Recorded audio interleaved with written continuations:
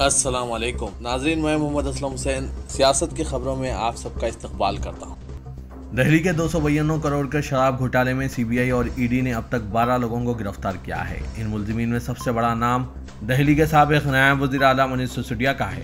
सिसोदिया को रोज Avenue court से एक बड़ा झटका लगा। अदालत ने इन्हें 7 दिन के लिए ईडी के रिमांड में भेजने की इजाज़त दे दी है। इतना ही नहीं, दिल्ली के सीएम अरविंद केजरीवाल और रुकन पार्लियामेंट संजय सिंह के नाम भी ईडी की चार्जशीट में शामिल हैं। इसी मामले में आज 11 मार्च को ईडी तेलंगाना के सीएम केसीआर की बेटी कविता से भी पूछताछ करने जा रही है।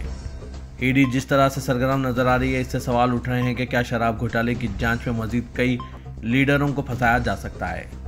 दिल्ली शराब घोटाले की जांच कर रही ईडी की चार्जशीट में अरविंद केजरीवाल का 2 जगह जिक्र किया गया। ऐसे में इस बात पर भी बहस हो रही है कि क्या सिसोदिया के बाद केजरीवाल से भी पूछगछ की जा सकती है।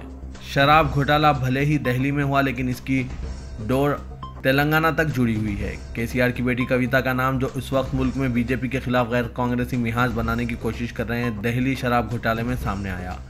अदालत में समाअत के दौरान ईडी के वकील जोहेब हुसैन ने कविता का भी जिक्र किया। मनीष सिसोदिया के असिस्टेंट विजय नैयर इस पूरी साजिश को तरतीब दे रहे थे। इस घोटाले में सरकारी मिशनरी, मिडिलमैन और कई दूसरे लोग मुलविस है। ये साजिश विजय नैयर, सिसोदिया, तेलंगाना के वज़ीर आला के चंद्रशेखर राव की बेटी कविता और बहुत से दूसरे लोगों ने रची थी।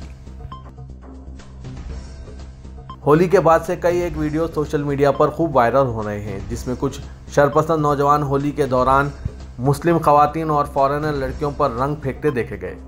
वीडियो में देखा गया है कि खवातीन किस तरह भीड़ के हाथों हरासा और इस्तेसाल का शिकार हो रहे हैं। एक वीडियो में जापानी लड़की पर शरपसंद लड़कों की जानिब से रंग डालते हुए देखा गया है। इस वीडियो के वायरल होने के बाद दिल्ली पुलिस की जानिब से अब एक बयान जारी किया गया है। इसमें पुलिस का कहना है कि यह गैर मुल्की से मुतालिक होली के social media, digital media platform पर जारी ट्वीट के हवाले से अपडेट है। वीडियो दिल्ली के पहाड़गंज थाने का है और होली के दिन का है। लड़की एक जापानी है, दिल्ली के पहाड़गंज में रहती थी और अब बांग्लादेश चली गई। दिल्ली पुलिस की तरफ से भेजे गए मेल का जवाब में सिफारत खाने के अहलकार ने तस्दीक की कि लड़की ने तो दिल्ली पुलिस और ना ही अपने सिफारत खाने को कोई शिकायत की। वीडियो में नजर आया लड़कों की शिनाख्त हुक्काम और मुकामी इंटेलिजेंस डिपार्टमेंट की भरपूर कोशिशों के बाद की गई। मामले में एक नाबालिग समेत 3 लड़कों को पकड़कर पूछगछ की गई है। वैसे तो मुल्क भर में कई मुकामात पर मुस्लिम खवातीन के ऊपर भी रंग फेंकने के वीडियोस वायरल हो रहे हैं और फिरका परस्ती की इंतहा करते हुए भी देखा गए हैं। इसके बावजूद इन पर पुलिस की कोई कार्रवाई नहीं हुई है। हिंदुस्तान में इस होली के मौके पर जबरदस्ती बुर्कापोश खवातीन पर रंग फेंकने के वाक़े में इजाफा देखा गया है। इसकी रोकथाम के लिए हुकूमत और पुलिस क्या इक़दाम करेगी? क्या इन पर भी कार्रवाई की जाएगी, जिस तरह जापानी लड़की पर रंग लगाने के बाद कार्रवाई की गई? नाज़रीन, इन सब पर आपकी क्या राय है? क्या मुल्क में ऐसे हालात का कैसा मुकाबला किया जा सकता है? आप अपने ख्यालात कमेंट बॉक्स के ज़रिए ज़ाहिर कीजिएगा। कोरोना के बाद मास्क एक बार फिर लौट रहा है। हिंदुस्तान में अब लोग चेहरे पर मास्क लगाना फिर से शुरू कर चुके हैं। इस बार वजह H3N2 इन्फ्लुएंजा वायरस है, जो तेज़ी से लोगों को मुतासिर कर रहा है। मुल्क में H3N2 इन्फ्लुएंजा की वजह से अब तक 2 अफराद हलाक हो चुके हैं। दोनों मरीजों में से एक कर्नाटक और एक हरियाणा रियासत के थे। इस बीमारी के बाद अस्पतालों में मरीजों की तादाद में इजाफा होने लगा है। IMA के मेंबर डॉक्टर अनिल गोयल ने बताया, पहली अलामत बुखार है। ये बुखार 3 दिन तक जारी रह सकता है और आला दर्जे तक जा सकता है। बुखार 102 या इससे ऊपर तक जा सकता है। 3 हफ्तों तक तवील खांसी, नाक बहना, खून बहना, कमज़ोरी भी हो सकती है। इस दौरान एंटीबायोटिक का इस्तेमाल ना किया जाए, इससे इस वायरल बीमारी में कोई फ़ायदा नहीं होगा और एंटीबायोटिक मज़ाहमत पैदा होगी। इस बुखार से बचने के लिए लोग मास्क का इस्तेमाल करने लगे हैं। केरला के कुछ हिस्सों में शदीद गर्मी शुरू हो चुकी है। यहाँ गर्मी की हद इंतहा को पहुँच चुकी है। दर्जे हरारत यहाँ पर 54 डिग्री सेंटीग्रेड से तजावीज़ कर गया है। केरला हुकूमत ने इस हवाले से हेल्थ एडवाइजरी जारी की है। इसके तहत लोगों को बहुत मोहतात रहने को कहा गया है। केरला के महकमा सेहत ने डिहाइड्रेशन, डायरिया, हार्ट स्ट्रोक और दीगर बीमारियों से बचने के लिए कई इक़दाम तजावीज़ किए हैं। रियासती महकमा सेहत का यह कदम KSDMA की हिट इंडेक्स रिपोर्ट के 1 दिन बाद सामने आया है। इस मामले में केरला के कई हिस्सों में हद से ज़्यादा दर्जे हरारत रिकॉर्ड किया गया है। केरला की वज़ीर सेहत वीना जॉर्ज ने कहा, Kerala state disaster management authority ने पहले ही लोगों के लिए एहतियाती तदाबीर के बारे में एक तफसीली एडवाइजरी जारी कर दी है। वज़ीर ने कहा कि गर्मी का मौसम है और प्यास लगने का इंतज़ार नहीं करना चाहिए।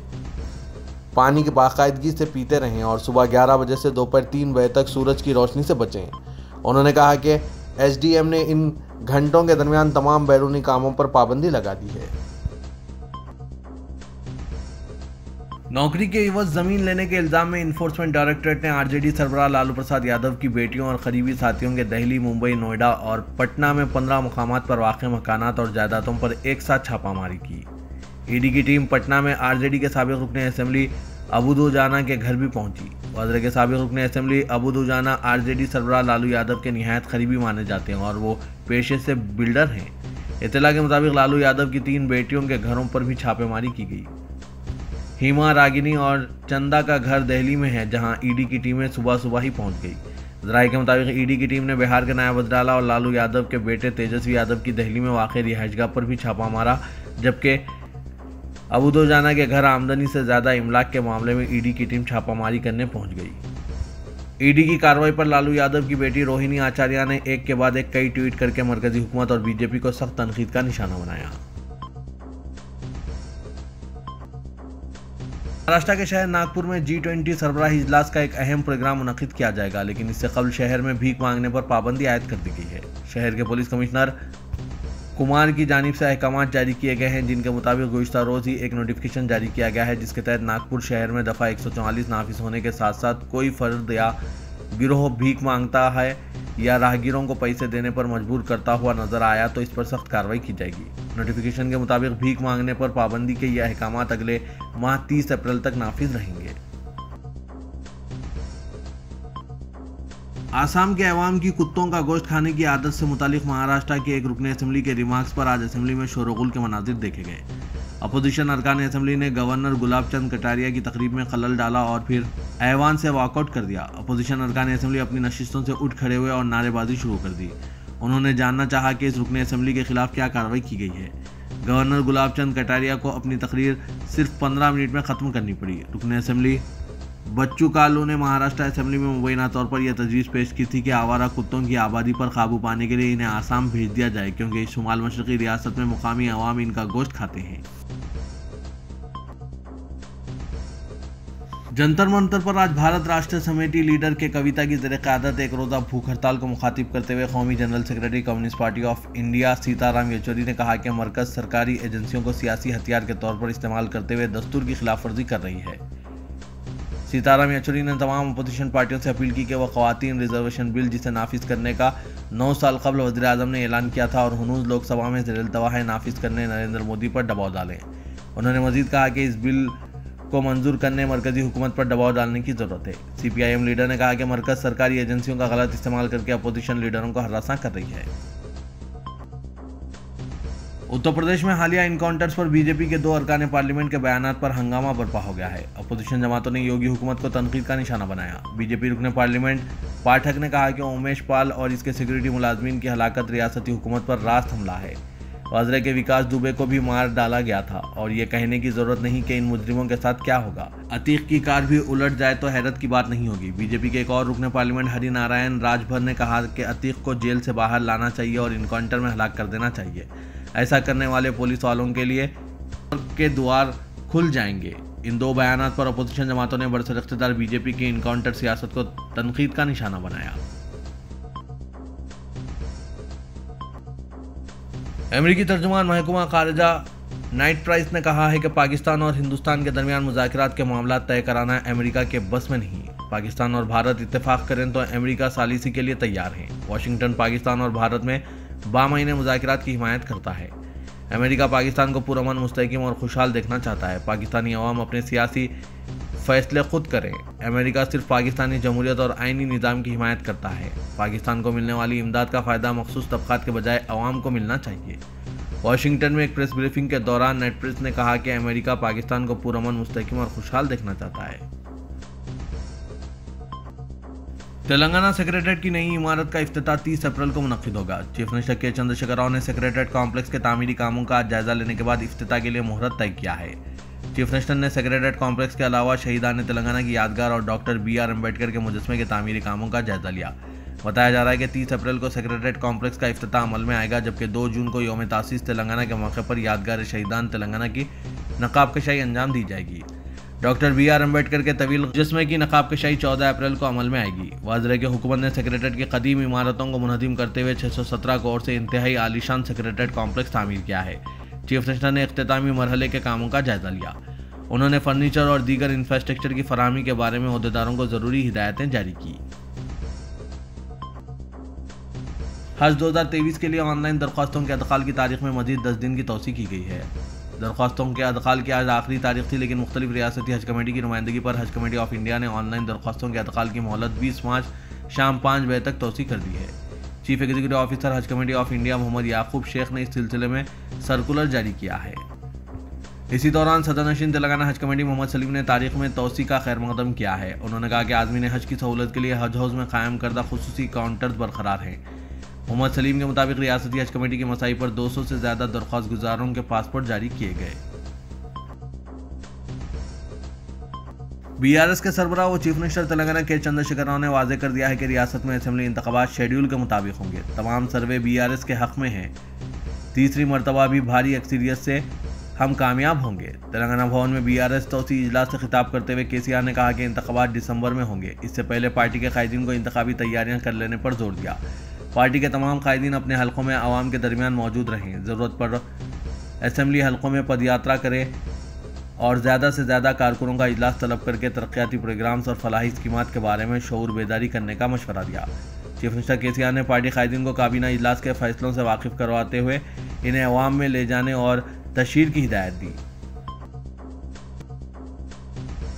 ख़वातीन तहफ़्फ़ुज़ात बिल की मंजूरी के लिए दबाव डालने जंतर मंतर पर एक रोज़ा भूख हड़ताल को मुखातिब करते हुए BRS लीडर के कविता ने कहा कि ये गुज़िश्ता 27 साल से इल्तवा हैं और कई खातून तंजीमें इसके लिए काम कर रही है। उन्होंने कहा कि 1996 में देवेगौड़ा जी ने ख़वातीन के एहतजाज के बाद बिल पेश किया था। वो उस वक्त के कायदीन बिंद्रा करत, सोनिया गांधी, सुषमा स्वराज और दूसरों को सलाम करती हैं जिन्होंने एक तहरीक चलाई थी। कविता ने, जो चीफ मिनिस्टर तेलंगाना के चंद्रशेखर राव की दुख्तर भी है, कहा कि मुकम्मल अक्सरियत वाली हुकूमत इख्तिदार में है। हम BJP हुकूमत से बिल पेश करने का मुतालबा करते हैं और हम तमाम जमातों को मुत्तहिद करते हुए पार्लियामेंट में आपकी तायीद की कोशिश करेंगे। ख़वातीन तहफ़्फ़ुज़ात बिल से रियासती असेंबली और पार्लियामेंट में ख़वातीन के लिए जुमला तादाद के मुंजमला 1/3 तहफ़्फ़ुज़ात फराहम किए जा सकेंगे। चीफ मिनिस्टर तेलंगाना व सदर BRS के चंद्रशेखर राव ने आज पार्टी के तौसी इजलास से खिताब के दौरान अपनी दुख्तर व रुकने कौंसल के कविता को दहली शराब मामले में ED की जानिब से जारी करदा नोटिस पर तबसरा करते हुए कहा है कि मरकज़ की BJP हुकूमत ने अब तक BRS पार्टी के कई वुज़रा और कायदीन के खिलाफ इनकम टैक्स और ED के जरिए तहक़ीक़ात करवाते हुए इन्हें हरासा करने की कोशिश की और अब कविता को ED की जानिब से दहली शराब मामले में नोटिस जारी करते हुए इन्हें तहक़ीक़ात के लिए हाजिर होने की हिदायत दी गई है, जो सरासर नाइंसाफ़ी है। ज़राए के मुताबिक तौसी इजलास के दौरान KCR ने इस वाक़े का तस्करा करते हुए कहा कि कविता को गिरफ्तार करने की इत्तलात मिल रही है, इन्हें गिरफ्तार करने दीजिए और वो क्या करते हैं देखेंगे। इस मामले में डरने और घबराने का सवाल ही पैदा नहीं होता। चीफ मिनिस्टर ने कहा कि पार्टी के वुज़रा और अरकान पार्लियामेंट के बाद अब बारी कविता तक आ पहुंची है। BRS के कारगुजार सदर और तेलंगाना के वजीर तारक रामाराव जुमे की शाम अचानक दिल्ली रवाना हो गए। रुकन कौंसल कविता आज हफ्ते को ED की पूछताछ में हाजिर होने वाली है, जो दिल्ली में मुकीम है। इसी तनाजुर में तारक रामाराव की अचानक दिल्ली रवानगी को सियासी हलकों में तजस्सुस से देखा जा रहा है। बताया जा रहा है कि तेलंगाना भवन में आज दोपहर पार्टी के तौसी इजलास में शिरकत के बाद KTR दिल्ली के लिए रवाना हो गए, जो रुकन कौंसल कविता के भाई भी है। इनकलाबी शायर गदर ने चीफ मिनिस्टर व सदर BRS के चंद्रशेखर राव पर इल्ज़ाम आयद किया कि उन्होंने तेलंगाना को अपने 8 साला दौर में बर्बाद कर दिया है। आज हैदराबाद में तेलंगाना JAC के ज़ेर एहतमाम तेलंगाना बचाओ के ज़ेर उन्वान एक कॉन्फ्रेंस मुनक़्क़िद हुई। इस कॉन्फ्रेंस में मुख्तलिफ सियासी जमातों के कायदीन, अवामी तंजीमों के नुमाइंदों और दानिश्वरों ने शिरकत की। कॉन्फ्रेंस से खिताब करते हुए इनकलाबी शायर गदर ने कहा कि रियासत में जमहूरियत नाम की कोई चीज़ बाकी नहीं रही। एहतजाज व धरने के लिए पुलिस की जानिब से इजाज़त नहीं दी जा रही है। अवामी जलसों और एहतजाजी प्रोग्राम के लिए अदालत से रुजू होना पड़ रहा है। तेलंगाना की तश्कील के बाद से लेकर अब तक ये सिलसिला जारी है। अपोजिशन नाम की कोई चीज़ नहीं रही है। उन्होंने कहा कि BRS हुकूमत को आइंदा इंतखाबात में अवाम ही अपने वोटों की ताकत से इक़्तिदार से बेदखल कर सकते हैं। शहर हैदराबाद के फ़िज़ाई सफ़र के लिए 6,500 रुपये खर्च करते हुए शहरी हेलीकॉप्टर के सफ़र से लुत्फ़अंदोज़ हो सकते हैं और 10 मिनट के इस फ़िज़ाई सफ़र के दौरान शहर हैदराबाद के मुख्तलिफ सयाहती मुकामात का फ़िज़ाई मुशाहिदा किया जा सकता है और ये सहूलत 13 मार्च तक जारी रहेगी। फ्यूचर इंडिया और थ्रिल सिटी के अलावा दीगर कंपनियों की जानिब से 8 मार्च को शुरू की गई सहूलत से इस्तेफादा ख्वाहिशमंदों को बुक माई टिकट पर इस तफरी फ़िज़ाई सफ़र बजरिए हेलीकॉप्टर करवाना होगा। जलविहार नेकलेस रोड से मुतसिल हेलीपैड के जरिए शुरू हुई इस सफ़र के दौरान फ़िज़ाई सफ़र करने वालों को बुद्धा पूर्णिमा प्रोजेक्ट हुसैन सागर के वसत में मौजूद बुद्ध के मुजस्मे के अलावा नेकलेस रोड, तारीखी चारमीनार, मक्का मस्जिद, सालार जंग म्यूजियम, फलकनुमा पैलेस की फ़िज़ाई तफरी करवाई जाएगी और हेलीकॉप्टर के जरिए 1000 फीट की बुलंदी पर परवास करते हुए शहर का मुशाहिदा किया जा सकता है। बताया जा रहा है कि 6500 रुपये में हेलीकॉप्टर के जरिए फ़िज़ाई सफ़र के जरिए शहर की तफरी को ज़बरदस्त पजीराई हासिल हो रही है और दोनों शहरों में नौजवानों की जानिब से इस जॉय राइड से इस्तेफादा किया जाने लगा है।